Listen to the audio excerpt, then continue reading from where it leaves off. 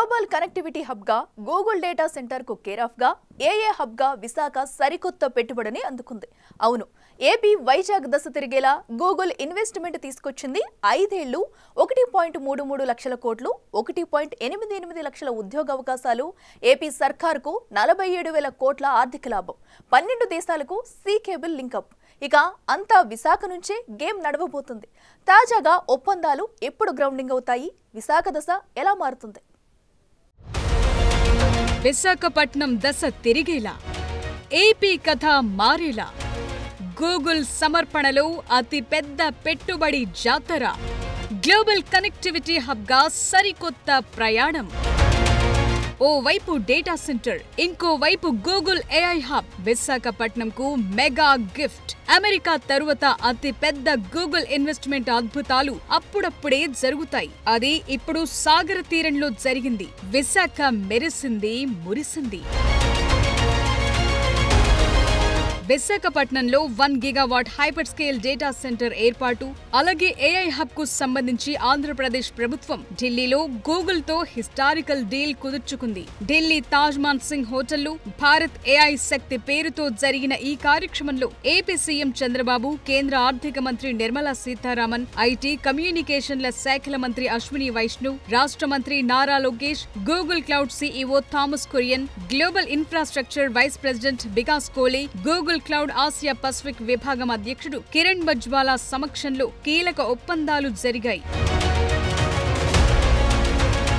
వైజాగ్ ను ఏఐ సిటీగా మార్చేందుకు పునాది వేసే ఈ ప్రాజెక్టు ద్వారా గూగుల్ సుమారు 15 బిలియన్ అమెరికన్ డాలర్ల పెట్టుబడి పెట్టనుంది. ఆసియాలో ఆ సంస్థ ఏర్పాటు చేస్తున్న అతి పెద్ద ప్రాజెక్టు కూడా ఇదే కాబోతోంది. ఈ ప్రాజెక్టు ద్వారా 2028-2032 మధ్య ఏపీ స్థూల ఉత్పత్తికి ఏటా 10,518 కోట్లు సమకూరుతుందని, 1,88,220 ఉద్యోగాల కల్పనకు అవకాశం ఏర్పడుతుందని అంచనా. Google Cloud based programs services ద్వారా ఏటా 9,553 కోట్ల చొప్పున 5 ఏళ్లలో 47,720 కోట్ల వాల్యూ అవుట్పుట్ ఉంటుందని అంచనా వేస్తున్నారు.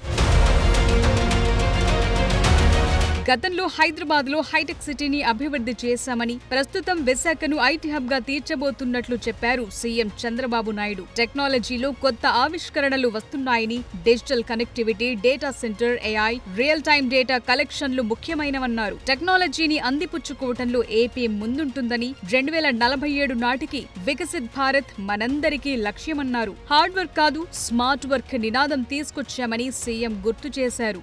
Even Hyderabad, I brought Microsoft at that time.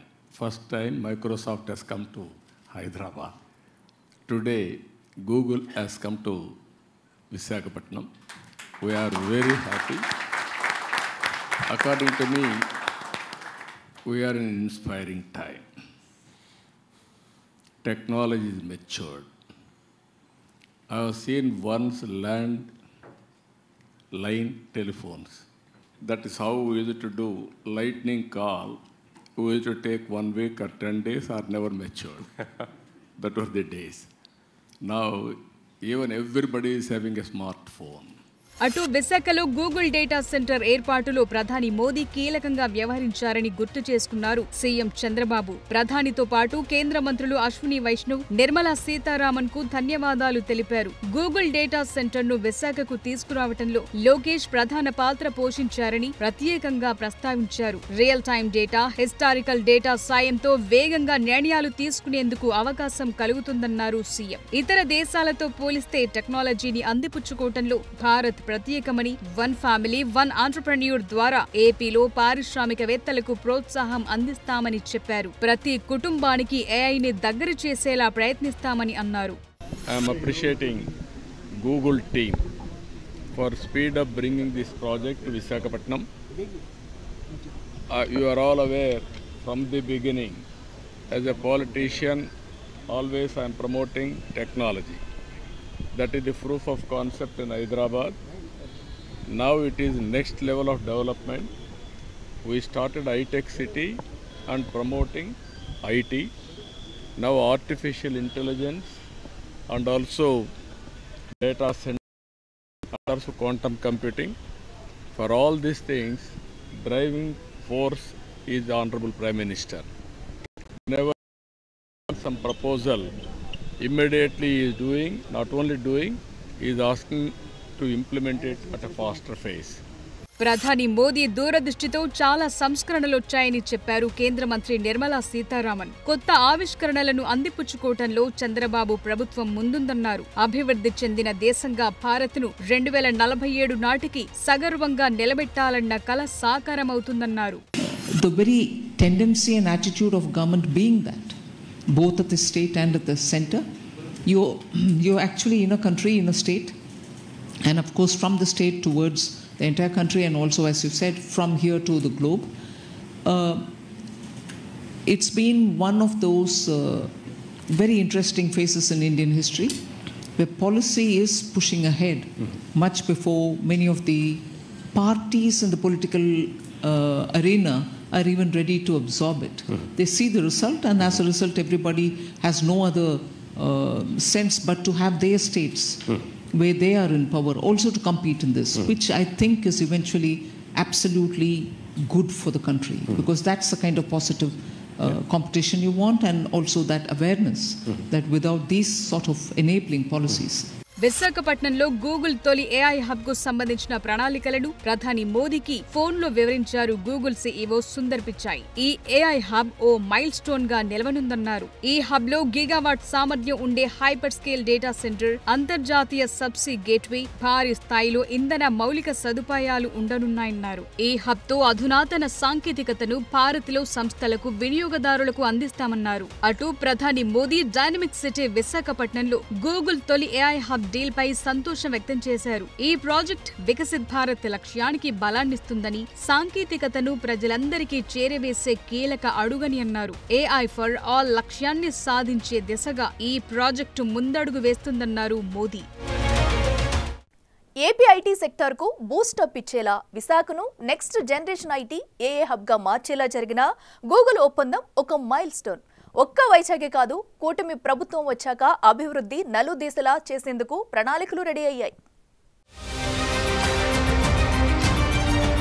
2026 నుంచి 2030 మధ్య $10 బిలియన్ గూగుల్ డేటా సెంటర్ పై ఖర్చు చేయబోతోంది. మిగతా నిధులు డేటా సెంటర్ కు అవసరమైన renewable energy, fibre optic network కు ఖర్చు చేస్తారు. 1 gigawatt hyper scale AI data centre campus విశాఖకు సరికొత్త బూస్టప్ తీసుకొస్తోంది. గూగుల్ కు ఇది ఇండియాలో తొలి, అలాగే ఆసియాలో అతి పెద్ద ప్రాజెక్ట్. ఏఐ డేటా హబ్ 3 క్యాంపస్లలో ఏర్పాటు కానుంది. 120 ఎకరాల్లో ఒకటి అడవివరం, 200 ఎకరాల్లో తర్లువాడ, 160 ఎకరాల్లో రాంబిల్లి అచ్యుతాపురం మధ్య ఏర్పాటు చేస్తారు. విశాఖలో గూగుల్ ఏర్పాటు చేసే campus AI infrastructure, data centre, renewable energy, fibre optic network, subsea cables తో కూడిన ఇంటిగ్రేటెడ్ హబ్. ఇది ఏఐ, క్లౌడ్, డేటా అనలిటిక్స్ కు గ్లోబల్ హబ్ గా మారుతుంది. 2028 జూలై నాటికి ప్రాజెక్టు పూర్తి చేసే లక్ష్యం పెట్టుకున్నారు. 2028-32 మధ్య ఆపరేట్ అవుతాయి. ఈ ఏడాది Q4 నాటికి సబ్సీ కేబుల్స్ వర్క్ చేయటం ప్రారంభిస్తాయి. ఈ మెగా గూగుల్ ప్రాజెక్టుతో ఏపీ జీఎస్డీపీకి ఏటా 10,518 కోట్లొస్తాయి. పైగా ఇది డిజిటల్ ఇండియా ఏఐ మిషన్ కు సపోర్టివ్ గా ఉండబోతోంది. కీలకమైన ఈ డీల్ ను ఏపీ కేబినెట్ అక్టోబర్ 8న ఆమోదించింది. తాజాగా ఢిల్లీలో గూగుల్ ప్రభుత్వం మధ్య MOU సైన్ చేశారు. And as the HRD minister, now I think all the senior ministers have given me clear guidance that we have to skill up, we have to embrace AI, we have to look at revamping our curriculum, getting our youngsters ready for the next wave of opportunities. India has been the beneficiary of the IT education in the past. We have seen the Y2K revolution transform cities like Hyderabad and Bangalore. And now we're going to see that AI revolution transforming the next wave of cities, if I may. And that's where education plays a very, very important role. And the Honorable Chief Minister has always understood it. That's why education and IT is under one minister. And the idea is to marry these two and ensure that these result in tangible outcomes in the field level. Global connectivity hub గా విశాఖ మారనుందని Google cloud global CEO Thomas Kurian అన్నారు. విశాఖ నుంచి 12 దేశాలతో subsea cable విధానం link up అవుతుందని చెప్పారు. Gemini AI, Google అందించే ఇతర సర్వీసెస్ ఈ డేటా సెంటర్ ద్వారా అందుతాయని, దీని ద్వారా ప్రపంచ స్థాయి ఏఐ ఎక్స్పర్ట్స్ తయారయ్యేందుకు ఛాన్స్ ఉంటుందన్నారు. Providing best in class AI technology to companies. You will see us investing in building training and skills so that India continues to lead with expertise. We see this as meeting the regulatory requirements of India's sovereign AI needs. And we see this as building a talent pipeline for the young people of India to learn and become world experts in AI. Finally, we see this hub not just serving India, but from India serving Asia and other parts of the world. ఇప్పటికే TCS విశాఖలో కేంద్రాన్ని ఏర్పాటు చేస్తోంది. Arcelor Mittal steel factory రాబోతోంది. కూటమి ప్రభుత్వం వచ్చాక ఉత్తరాంధ్ర, రాయలసీమ మధ్య అభివృద్ధిలో పోటీ పెరుగుతోంది. రాయలసీమలో కడప ఉక్కు కర్మాగారం, కొప్పర్తి, ఓర్వకల్లులో పరిశ్రమలను అభివృద్ధి, రాబోయే రోజుల్లో అనంతపురం లేపాక్షి, కర్నూలులోని ఓర్వకల్లు మధ్య ప్రాంతం భారీ ఇండస్ట్రియల్ హబ్ గా మారబోతోంది. లాజిస్టిక్ కార్పొరేషన్ ద్వారా పోర్టులు, విమానాశ్రయాల మధ్య రోడ్ నెట్వర్క్ అభివృద్ధి జరగనుంది. సో ఓవరాల్ గా ఎకనామిక్ హబ్ గా మార్చే ప్రణాళికలున్నాయి.